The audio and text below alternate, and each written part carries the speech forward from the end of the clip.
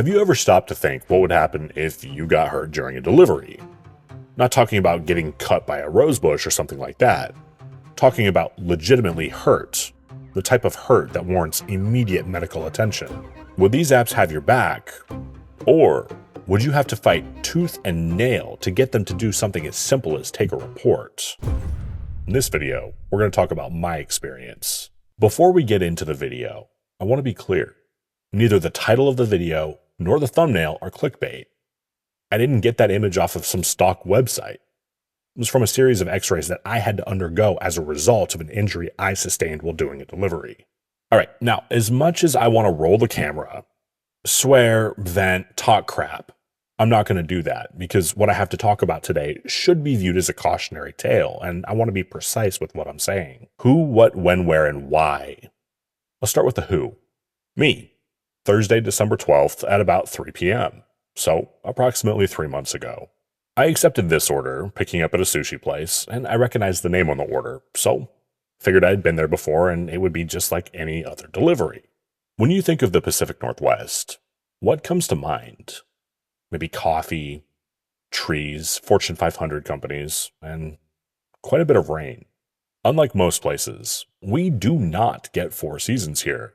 We get summer, and we get Prozac season. During Prozac season, it rains for about 9 months straight.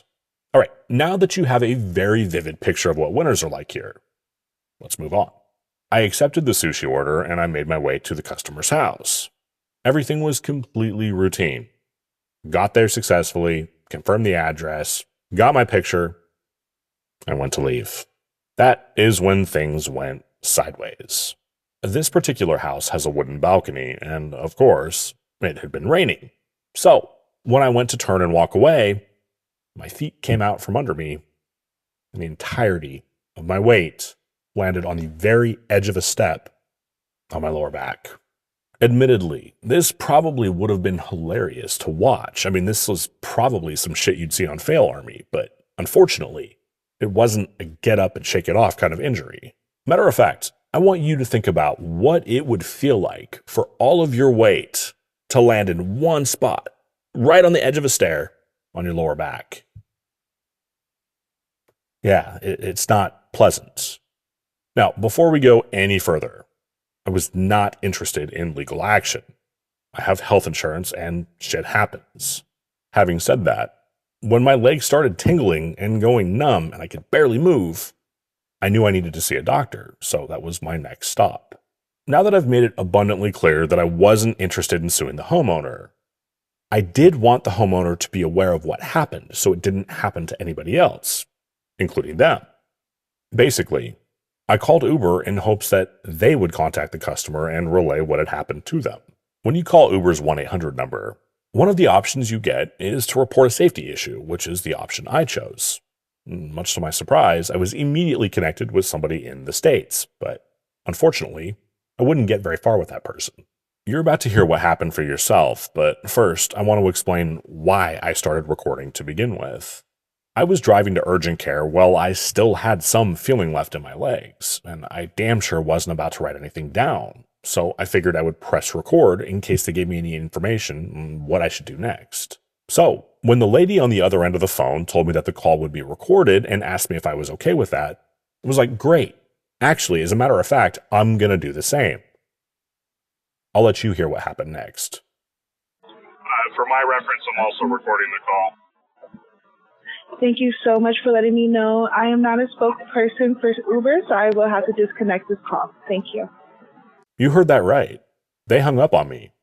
Keep in mind, I had only started recording in case they had given me pertinent information on what I needed to do next. The tone of my voice wasn't frustration or anger, at least not at that point. It was the fact that I was in a tremendous amount of pain. Now, I don't know about you, but I damn sure don't want to get hurt on the job and then get hung up on when I call to report a safety issue. So, I called back, admittedly annoyed this time. Have a listen. On the Uber crash line, you've reached me. I'm speaking with. My name is Zach. Thank you so much. Can I have your phone number, please? Thank you so much. And then lastly, can I just get your email address? Okay, and then just a quick question. Is this line being recorded? Yes. Okay, Is there a do you problem with recording? that? Yes, I will have to go ahead and disconnect because I'm not. So you can, I'm not asking for you to make a statement, okay?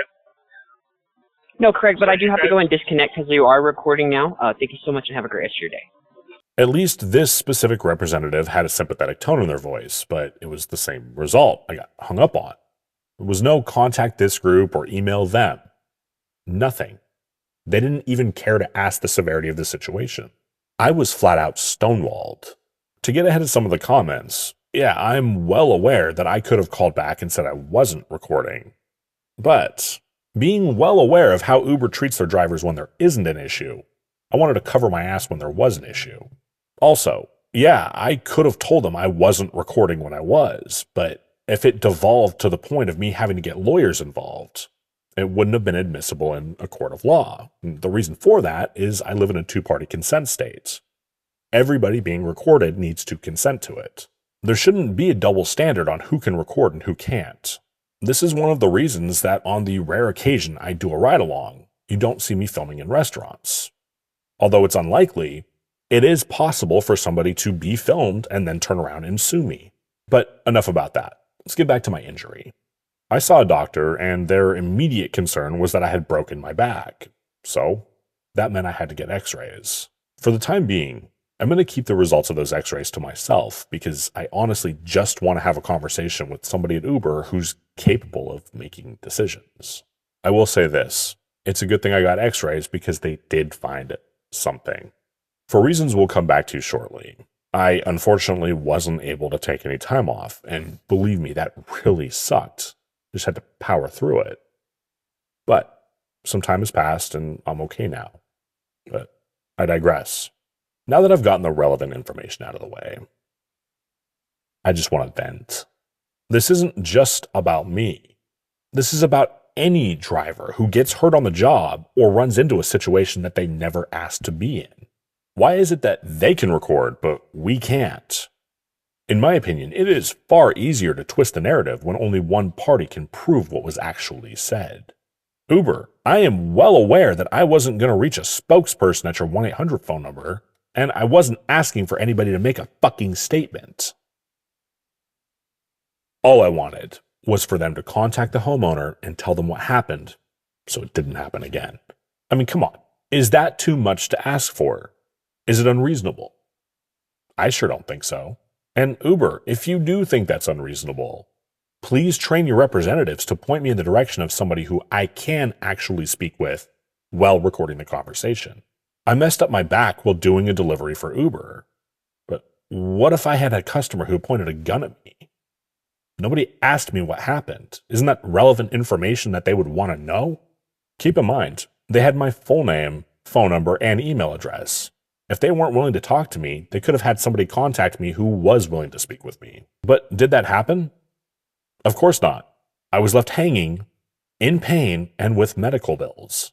Like I mentioned earlier in the video, this happened in mid-December, which is super unfortunate because not only do I pay over $2,000 a month in rent as a single parent, I also had to pay for Christmas for my kid.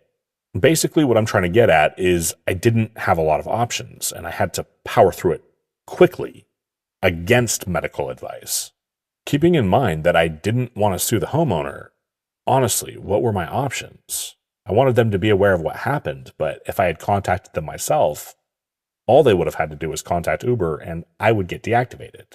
Fortunately, there has been an update since I wrote the script for this video, so stick around.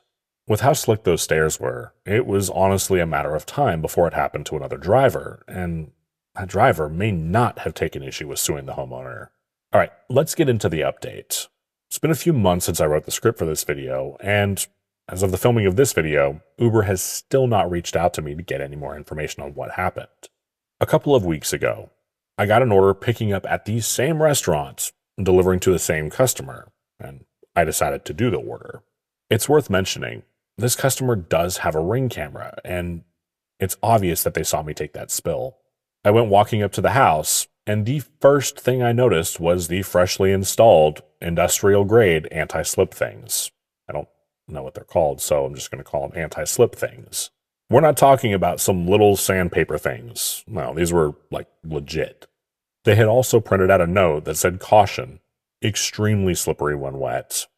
I'm of the opinion that I did the right thing by not trying to sue. The customer did the right thing by ensuring it wouldn't happen again. Uber is the only one left who is yet to do the right thing. How would you have handled this situation? Have you ever gotten hurt while doing a delivery? Let me know in the comments. And as for you, Uber, I know you're watching, so get in touch. All right, guys, that is going to about wrap up the video. My apologies for such a long hiatus. I will explain that in a video that is soon to come. If you haven't done so yet, please do consider pressing the like button and subscribing to my channel. My name is Zach. Take care.